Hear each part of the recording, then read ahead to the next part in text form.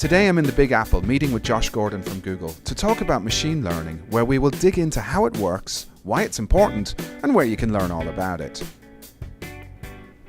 Welcome to Coffee with a Googler in New York City. I'm Lawrence Moroney, and I'm here today speaking with Joshua Gordon. Now, it's something that a lot of people don't really understand what machine learning is in a concrete manner. So machine learning is all about learning from examples rather than writing manual rules. Got it. So the short way of saying that is regular programming is you write a lot of manual rules to solve a problem. Mm-hmm. And in machine learning, you let the algorithm find those rules for you.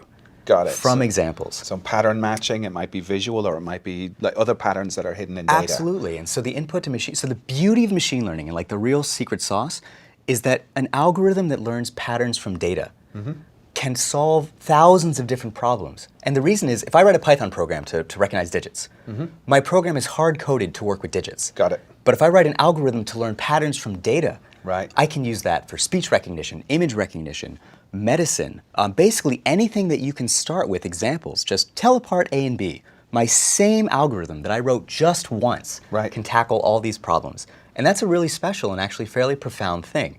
Absolutely. Yeah. Now, one of the things in your class is that you're talking about that you're starting with language, right? You're starting with Java and Python, I think it was that you said. Yes, absolutely. So how is the class going to be structured for people who want to be these data scientists in the Absolutely. future? So first of all, there are 0 prerequisites. Well, that's not true. There's one prerequisite. My favorite. Yeah. Oh, okay. Well, what's the one prerequisite? Basic programming ability Okay. in Java or Python. Okay. And by basic, I mean like you can run scripts and you can tweak them. Okay. That's it. Cool. A little bit of high school math, and that means like basic algebra, basic geometry.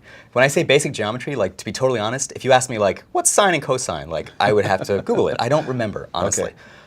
So just basic familiarity, and that's it.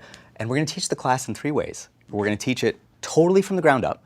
So one problem I had with some of the academic classes I took is that they'll talk about a fancy algorithm like neural networks, but they'll talk about it in terms of math. And so at the end of the class, I don't know how to build that. I can't really do it. We're doing it in the reverse way. We're building it step by step, and we're explaining only the math that's really necessary as we go. And instead of equations, we're going to use visual examples. Perfect. So an equation could be like, if you talk about gradient descent. Gradient descent basically means finding the minimum of a function. So if I just say that, like as a developer, I'm like, all right, like what does that mean? So you can think of like any equation, like x cubed plus y squared plus whatever equals 7. Yep. There's some value of x and y. That's going to be the bottom of that curve. Or not equals 7, like equals some value, Yep. right. Yep. Anyway, you can find the bottom of that curve, But why? literally by thinking as a bowl. You can like drop a piece of like fruit in a bowl and it will roll to the bottom. Yep. And like gradient descent just means finding like where this function is 0. And like you can actually describe that really simply in like only like 10 or 12 lines of Python actually. Sure. Instead of like 5 slides of equations. And I think it's also important to understand why you need to find the bottom of the curve in that kind Absolutely. of thing. And just focus on that example. Absolutely. So that's difficult to describe concisely. Right. So oftentimes, so in machine learning, let's say you're writing an algorithm let's say it's to distinguish apples from oranges, all right? You always want to know how accurate is my algorithm. Right. Like, I can solve that problem in 1 line. I can just say return, math.random. And then, so like 1 line, math.random. Yeah, that'd be the perfect one, right? And my accuracy is crap. 50%. Right. Yeah, it's 50%, right? Between an apple and an orange. It's a one-liner. Yeah. Right, So. but really we want to get, another way of describing accuracy is you can think about it in terms of error. Like high accuracy means low error.